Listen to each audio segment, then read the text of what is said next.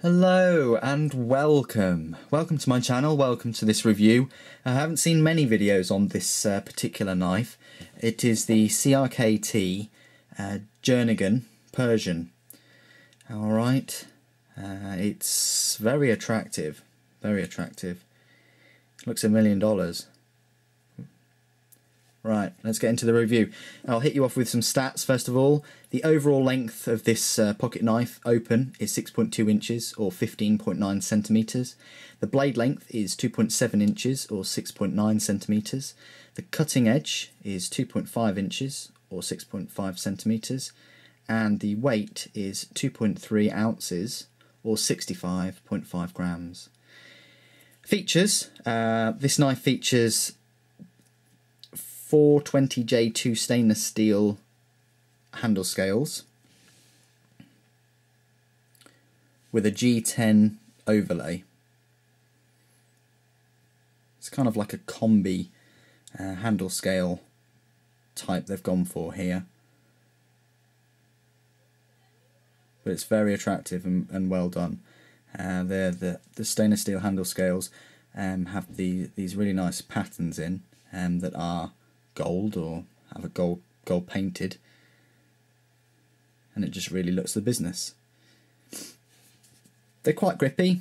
It's added to the grippiness with the pattern, with the cutouts, which complement the steel cutouts as well.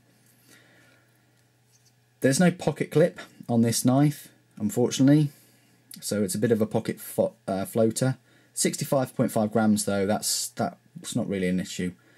All right, it has a bit of weight to it, so you still would tell if it fell out of your pocket. Ergonomics, it's comfortable. I've got large hands, all right, and it does sit in the hand well because of the shape, because of this lovely kind of S shape. The designer, he's called Steve Jernigan, and he's a master of blending curves with functional design and stylish looks. It's got this very attractive two-tone finish, and he is a custom knife maker, but he's designed this knife for CRKT. Now, as I say, the ergonomics, it is comfortable, but if you do have larger hands, you've got to be careful, because there's no kind of like stop or choil or anything, and that finger straight off. Okay, so you've got to be, and there's no jimping on the top to give you much grip. Okay, but you just got to be careful. I mean, larger hands than large, it might not be for you. So if you are on the fence, go to your local knife shop, wherever, and just feel it, see what you think. All right. There's as I say, no jimping on the knife. The deployment is as you saw me flick it open there. It's pretty hard to do anyway. It's right-handed only. There's no thumb stud on the opposite side, but the deployment is by this little thumb stud here. All right. And you can't really get enough purchase. It's not high enough, as you can see. It's just not, doesn't really go above the scales very well, so you can't really get an awful lot of purchase on that and just flick it just with the skin of your thumb. You really have to get your nail in there deep, and then I nearly failed there, but you need to get your nail in between the scales and the thumb stud to flick it out. Alright, so bear that in mind as well. Deployment isn't the most easiest thing to do. The locking mechanism, it is a frame lock, and it locks up quite early. But I think this kind of knife would need a frame lock, because if you did want to put a lot of effort and things onto this, you know, but stress and things, you definitely would not want your fingers travelling further up, or the knife to disengage, the lock to disengage. The blade steel is 8CR14 MOV. It's the same blade steel that CRKT use on their Swindle and a couple of other knives. It's a low-end steel really, with a hard Rockwell hardness rating of HRC 58-59. Sorry about that. I'm back. I had a bit of a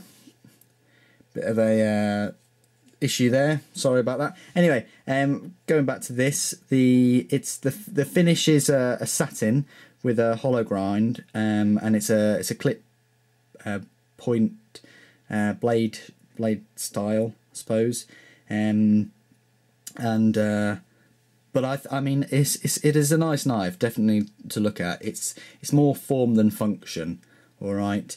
But the issues I have is the deployment method. It's not amazing, and just the safety of it.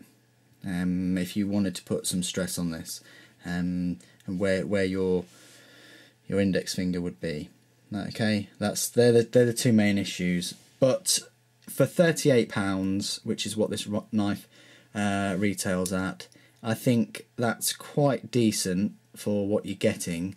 But there are plenty of other knives for around that price that have a better deployment method, all right. Maybe not look as nice as this, but there are many other knives that actually perform better as a knife, if you see where I'm coming from, all right. But if you do like your knives to look really nice and you like them not that expensive, then this might be for you.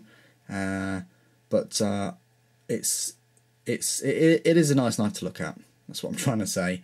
But there are a couple of quite obvious features that you know, would put an experienced kind of knife buyer collector off, and they wouldn't be necessarily obvious to everybody else, just by looking at pictures and looking at the price and things like that.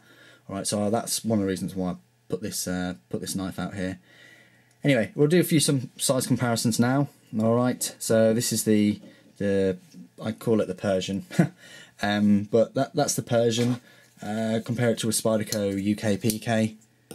It's I think it's smaller than a UK PK, and a tenacious.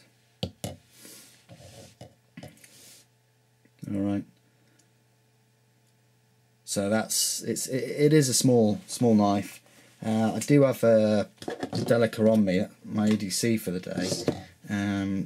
Sorry about the fingerprints and things, but yeah, it's smaller than a Delica, so it really runs into the kind of quite small knife category, I suppose. So but I haven't really seen many like size comparisons and things, so I thought that would help. Anyway, that's been my review of the CRKT Persian. If you have enjoyed this review, please do comment, rate and subscribe. If you've got any questions about it, just leave a comment. And thanks ever so much for watching today. Take care.